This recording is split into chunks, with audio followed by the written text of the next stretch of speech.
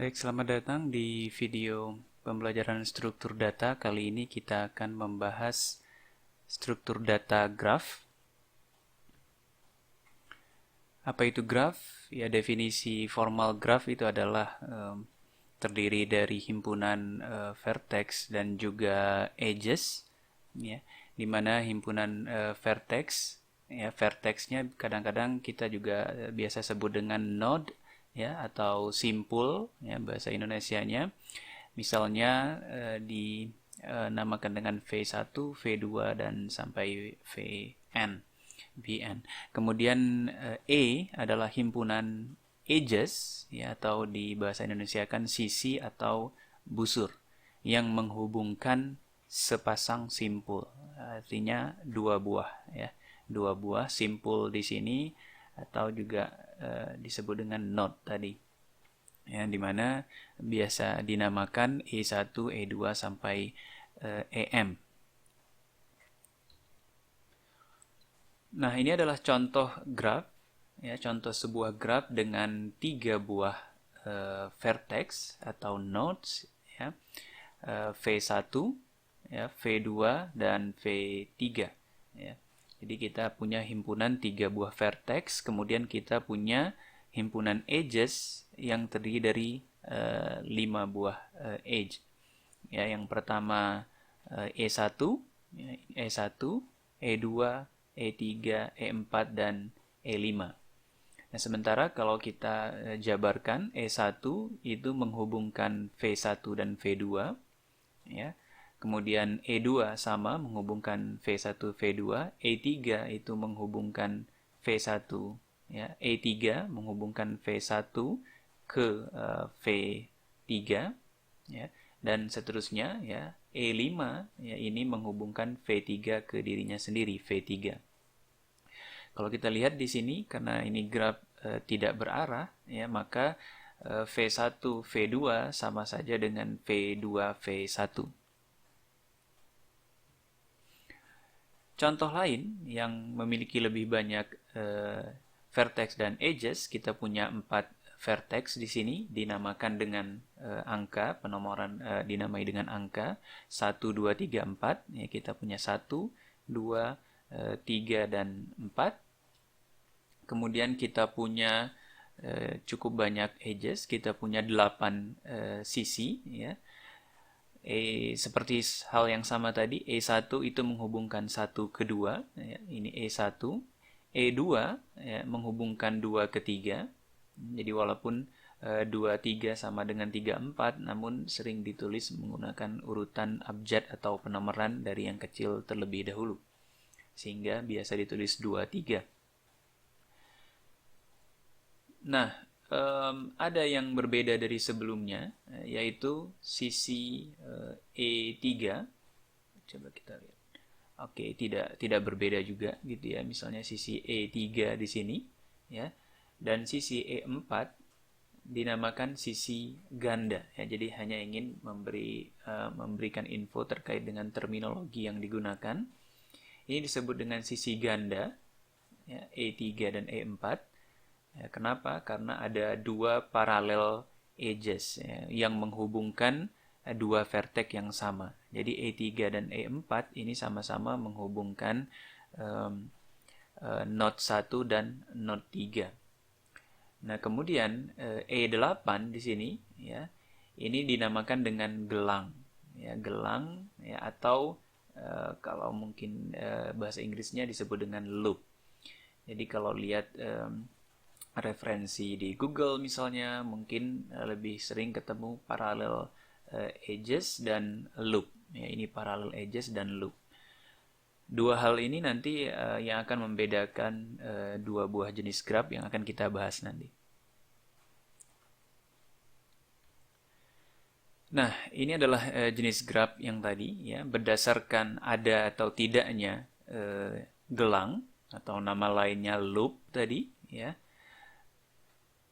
atau juga sisi ganda. Jadi atau, ya, artinya salah satunya cukup untuk mendeskripsikan apakah suatu graf itu sederhana atau tidak. Jadi kalau ada, ya, gelang atau loop ataupun sisi ganda parallel edges, maka graph itu ya bisa digolongkan ke graph yang tidak sederhana. Ya, sementara kalau tidak ada keduanya maka digolongkan ke dalam graph sederhana. Ya, simple graph ini yang contoh graph 1 ini simple graph karena tidak ada parallel edges dan juga tidak ada loop. Sementara graph 2 ini merupakan unsimple graph karena ada parallel edges ya, atau ada loop. Nah, kemudian berdasarkan jenis graph ya, berdasarkan orientasi atau arah pada edges ya, terdapat dua jenis yaitu graph tak berarah, undirected graph seperti gambar 1 ini grafnya tidak berarah, sementara di gambar 2 ini adalah graf berarah karena ada arahnya. Contohnya anggaplah ini E1, H1, maka H1 ini adalah 2 ke 3 dan 2 ke 1 ya, menghubungkan node 2 ke node 1 dan tidak sama dengan node 1 ke node 2. Jadi tidak sebaliknya. Ini perbedaan berarah dan tidak berarah. Nah, kemudian terkait dengan ketetanggaan ya dan insidensi, nanti kita lihat apa terminologi ini, makna dari insidensi. Dua buah simpul dikatakan bertetangga bila keduanya terhubung langsung. Ya, artinya secara formal B1 ya, dikatakan bertetangga dengan V1 dikatakan bertetangga dengan V2 atau bahasa kerennya adjacent ya, jika ya ada suatu edge elemen dari himpunan edges ya, sedemikian sehingga ya itu menghubungkan V1 ke V2, artinya hubungan langsung disebut bertetangga. Nah, kemudian ya, istilah berikutnya adalah incident atau bersisian ya. Untuk E misalnya VJ dan VK ya, maka ya, E bersisian dengan VJ dan E bersisian dengan VK. Artinya kalau bersisian ini antara edge dengan vertexnya ya, antara edge dengan vertex. Contohnya jika ada definisi seperti ini ya, maka E akan bersisian dengan VJ dan E juga bersisian dengan VK ya, karena ada dua node ini VJ dan VK ya, dan dihubungkan dengan E, maka E bersisian ke kedua node tersebut. Berikutnya terkait dengan derajat ya, kita akan bahas dulu teori-teori umum graf ya, review. Derajat, apa yang disebut dengan derajat ya, derajat itu adalah banyaknya sisi ya, atau banyaknya edges yang bersisian dengan simpul tersebut gitu ya. Nah, contohnya ya, kita punya graf ini ya, graf pertama. Kalau ditanya berapa derajat V1 ya, ini V1. Berapa derajat V1? Maka derajat V1 adalah kita hitung berapa banyak edges gitu ya, yang berinsiden dengan V1. Ya, berinsiden dengan V1, yaitu ada E1, E2, dan E3. Nah, sehingga derajatnya adalah jumlah ya, jumlah yang berinsidence. Kita lihat tadi ya, bahasa incidence ya, atau bersisian ya, bersisian. Nah, V2 juga sama. Kalau kita lihat ada 1, 2, 3. Sedangkan V3 ada 1, 2, 3 ya, dan 4. Ya, walaupun dia ini adalah edge yang sama ya, namun terhitung ada 4. Karena antara masuk dan keluar itu sesuatu yang berbeda. Jadi di sini tidak ada masuk, tidak ada keluar sebenarnya gitu ya. Ini namun tetap dihitung dua buah sisi, ya. Oke, sedangkan D4, vertex 4, ini tidak ada edge yang bersisian, maka derajatnya adalah 0. Sedangkan jika grafnya merupakan graf berarah, ya, maka derajat dari suatu vertex itu adalah penjumlahan dari derajat in, ya, artinya derajat yang masuk dengan derajat yang keluar. Nah, derajat yang masuk artinya jumlah edges yang menuju vertex tersebut. Misalnya D in untuk V1 ini adalah jumlah edges yang menuju V1. Dalam hal ini adalah satu buah saja. Maka 1.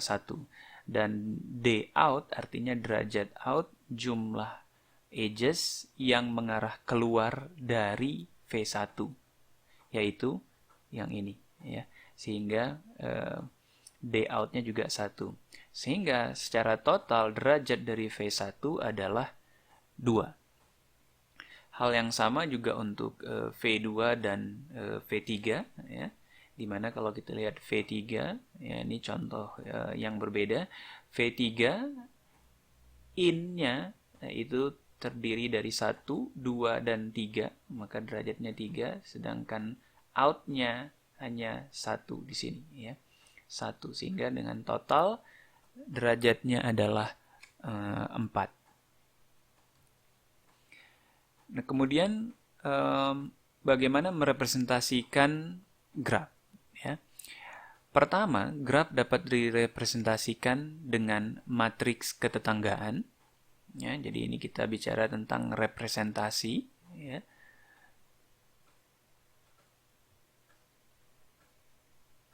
Graf.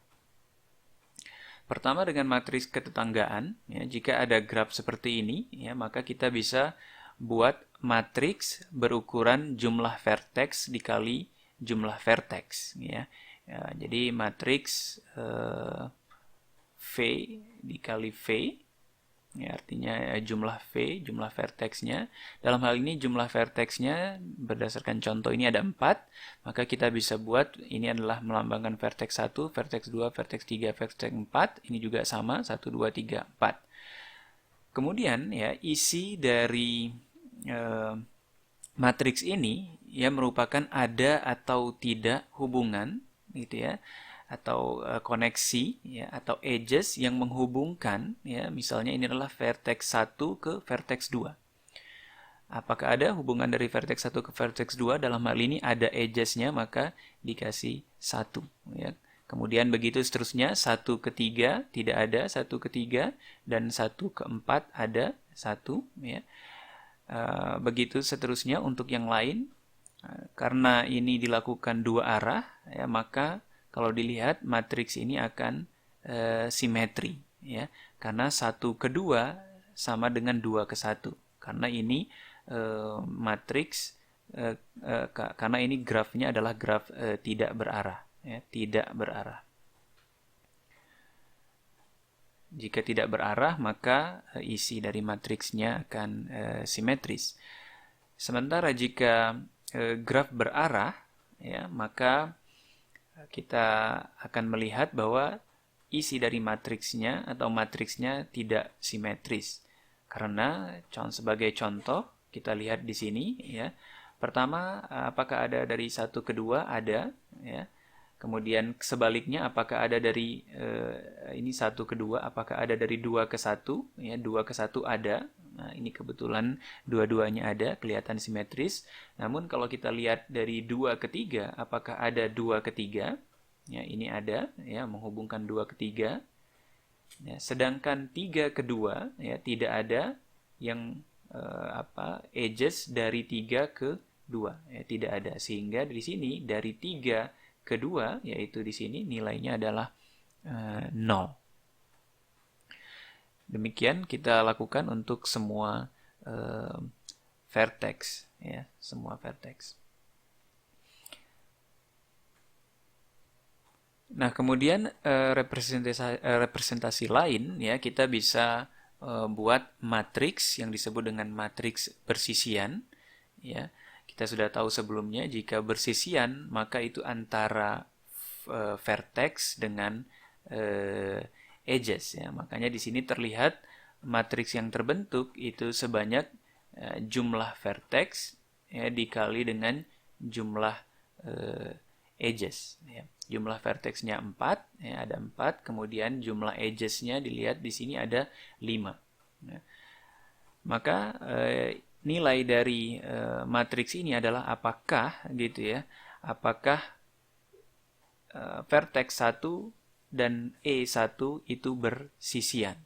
Jika bersisian maka nilainya 1, jika tidak bersisian maka nilainya 0. Sebagai contoh, 1 vertex 1 dengan E1 itu bersisian, ya, bersisian, maka nilainya 1. Sementara vertex 1 dengan E3, kita lihat E3 di sini, itu tidak bersisian maka nilainya 0. Sehingga kita bisa lakukan untuk semua, ya, untuk semuanya, sehingga menghasilkan full lengkap matriks seperti ini. Nah, kemudian representasi lain, ya, tadi kita udah lihat 2 representasi, maka ini adalah representasi yang ketiga, yaitu menggunakan list ketetanggaan. Kita lihat, ya, kita punya untuk membentuk list ketetanggaan untuk graf tak berarah, misalnya, ya, graf tak berarah, misalnya kita ambil contoh yang kiri. Kita punya 4 buah vertex, ya, maka kita akan punya 4 buah elemen, ya, 4 buah elemen vertex. Ya, ini yang menunjukkan banyaknya vertexnya. Ya.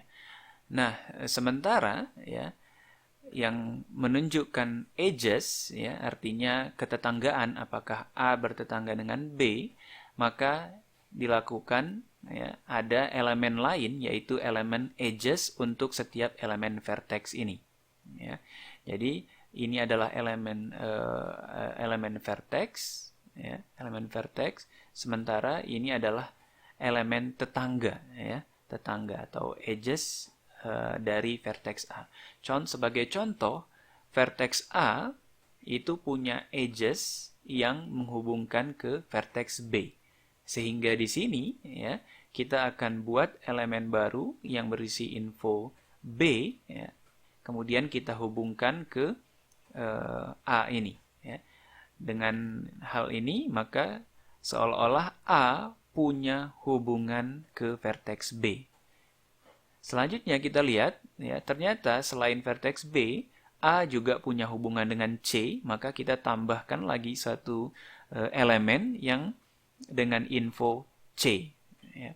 Dan terakhir A punya hubungan dengan D, maka kita tambahkan juga D di sini. Ya. Sehingga B, C, D ini adalah semua tetangga dari vertex A. Ya, jadi di sini B, ya, terhubung ke C, ya, seolah-olah terhubung ke C. Ya. Ini bukan mengartikan B terhubung ke C, ya. B terhubung ke C, bukan, ya. Walaupun kebetulan di sini digambar, kebetulan memang digambar juga tidak terhubung ke C, ya, ini sebagai contoh, B tidak terhubung ke C. Jadi di sini walaupun dia seperti berhubungan, itu jangan salah arti, bukan vertex B berhubung ke vertex C. Namun semua yang ada di sini itu merupakan tetangga dari A. Ya. Jadi kita bisa baca A bertetangga dengan B, A bertetangga dengan C, dan A bertetangga dengan D. Untuk vertex yang lain juga sama, sebagai contoh B hanya punya 2 tetangga, yaitu A dan D, maka dia punya A dan punya D.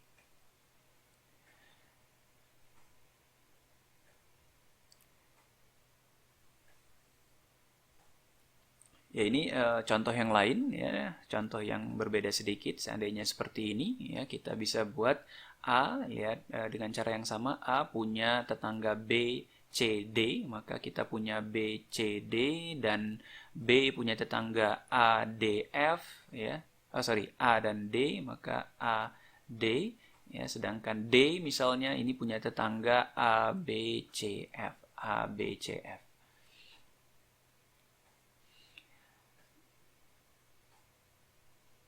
Kita bisa katakan ini direpresentasikan dengan multi-linked list, ya, multi-linked list, ya, yaitu 1 ke n. Artinya satu elemen di sini terhubung ke banyak elemen n elemen yang lain, di mana isi dari elemen itu berupa info. Info yang dimaksud adalah ini, ya, info dari vertex atau nama dari vertex, anggaplah seperti itu.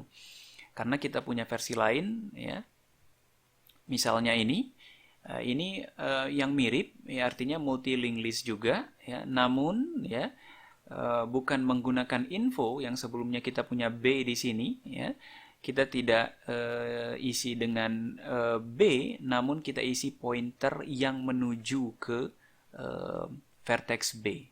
Nah, sehingga di sini kita bisa bayangkan kalau kita ingin menelusuri suatu path, misalnya apakah A punya path menuju F, ya, mungkin cara ini mungkin lebih mudah karena bisa langsung terus mengikuti pointernya, ya. Misalnya dari A, ya, kita bisa coba ke B, ya. Dari B, kalau dalam hal ini anggaplah dari B kita pilih ke dari A, kalau hubungan langsungnya itu dari A, ya, ke anggaplah kita pilih yang D, ya. Dari D kita lihat oke, D hanya terhubung ke C di sini. Oh, sorry, ini bukan D, ya. Oh ya, sorry, D itu yang ini, ya. D itu yang ini, sorry. D, ya, kita lihat ini adalah D, ya. D, maka dari D punya hubungan ke mana saja, kita lihat D itu punya hubungan, salah satunya D itu punya hubungan ke F, gitu, ya. Punya hubungan ke F. Jadi pointernya nyambung, ya, nyambung, walaupun ada banyak kemungkinan tentunya yang harus dicek. Tentu saja, ya, mencari path itu sangat kompleks, ya. Mungkin nanti belajar di DAA kompleksitasnya seperti apa. Yaitu mungkin sedikit perbedaan antar dua representasi dengan list. Yang pertama terlihat lebih simple karena dia menyimpan infonya. Nah, jadi kalau kita udah dapat infonya, seandainya kita ingin menelusuri dari B ini terhubung kemana saja, maka kita balik lagi ke node ke list yang di atasnya, list vertexnya. Kemudian kita cari, kita search, gitu, ya, node yang infonya sama seperti ini, yaitu B. Kemudian baru kita telusuri lagi B terhubung dengan mana saja. Jadi tentu saja tetap bisa untuk melakukan itu, hanya caranya berbeda. Oke, mungkin sedikit plus minus antara menggunakan matriks, gitu, ya. Kalau kita lihat menggunakan matriks seperti ini dengan menggunakan anggaplah linked list seperti ini. Mungkin dengan cara matriks ini mungkin space-nya butuh space yang cukup banyak, ya. Artinya kita tidak hanya menyimpan, ya, tidak hanya perlu space untuk yang nilainya 1, tapi juga perlu space untuk yang nilainya 0. Sehingga kalau jumlah vertexnya sangat banyak sementara koneksinya sedikit, edges-nya, maka jumlah memori yang dibutuhkan atau space itu tetap besar, gitu, ya.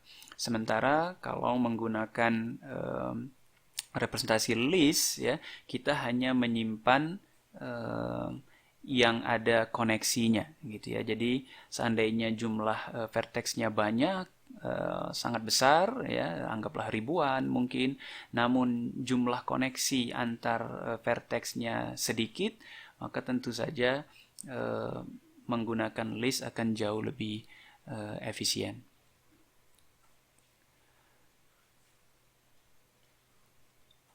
ini contoh dengan berarah ya. Kalau dengan berarah sama saja sebenarnya gitu ya, karena kita bisa anggap graf tidak berarah itu ya, yang tadi kita bahas graf tidak berarah, kita bisa anggap sebenarnya graf tidak berarah itu adalah graf dua arah gitu ya. Maka tentu saja kalau dengan yang satu arah ya kita tinggal ikuti saja, artinya dia hanya punya yang keluar, misalnya A ini hanya punya ke B dan ke D, makanya punya B dan ke D. Sementara C itu tidak dianggap terhubung ke A, karena representasi di sini adalah representasi edges yang keluar dari A gitu ya, yang keluar dari vertex A. Jadi A keluarnya itu menuju B dan menuju C. Oke, ini juga sama yang tadi dengan info, sekarang dengan pointer.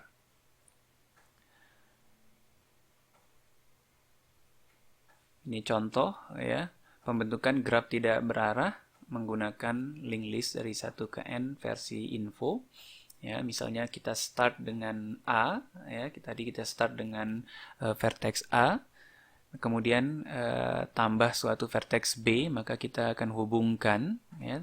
Kita akan hubungkan, ini kita punya, kalau kita lihat kita punya 2 slot address ya.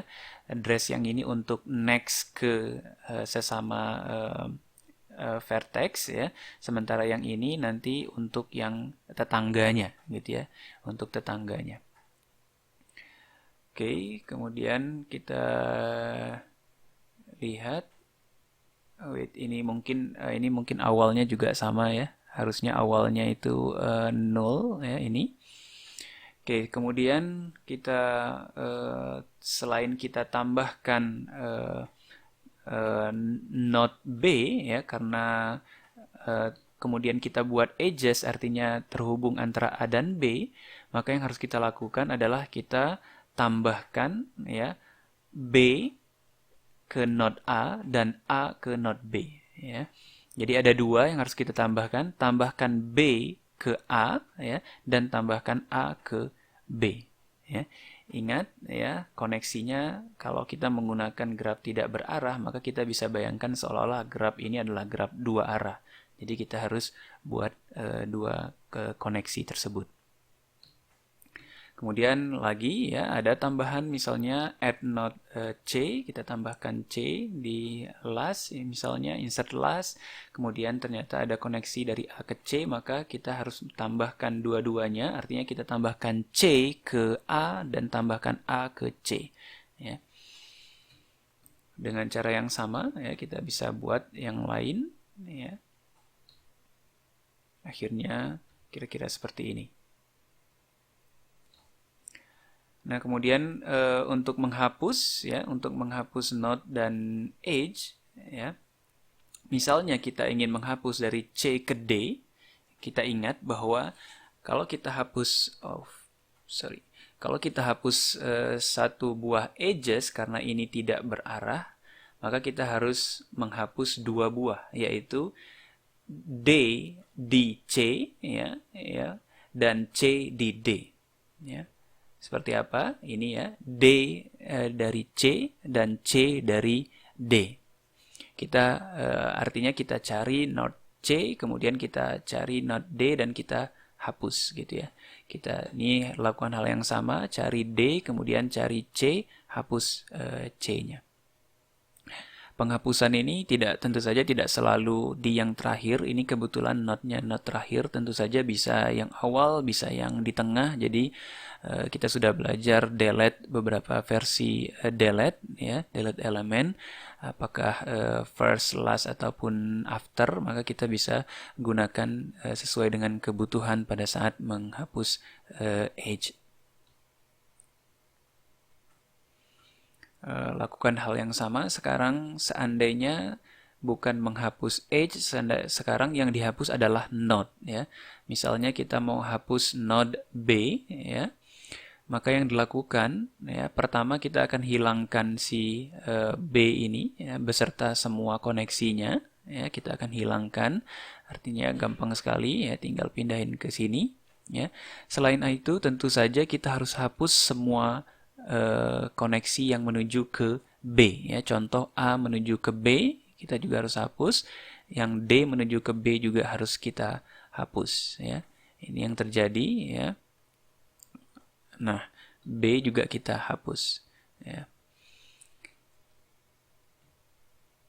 Oke, mungkin itu dulu ya untuk yang pertama. Nanti untuk implementasi dan ADT kita akan lanjutkan di video berikutnya. Terima kasih.